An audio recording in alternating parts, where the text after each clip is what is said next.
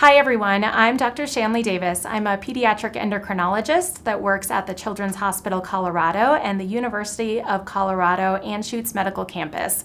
Here we have the Extraordinary Kids Clinic, which is a specialty clinic for children with XXY and other X and Y variations. All right. The next question I get is whether or not you should have a semen analysis done or a microTESE procedure prior to starting testosterone. This is a little bit of a challenging question, and there's no right or wrong answer. It depends a little bit about how old you are and where you are at from a physical maturation perspective, how far along in puberty you are, as well as how ready you are emotionally to be able to talk about and have these discussions, as well as deal with the results that would come from having these tests done or these procedures done.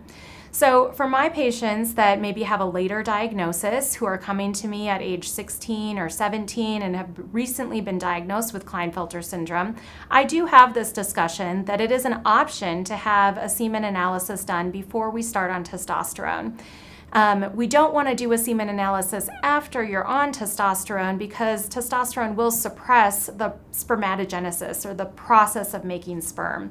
And so you would want to come off of testosterone if you wanted to see if you had any viable sperm, either in semen or proceeding with a procedure like microTESE to look for small pockets of sperm that are still happening in individuals with XXY.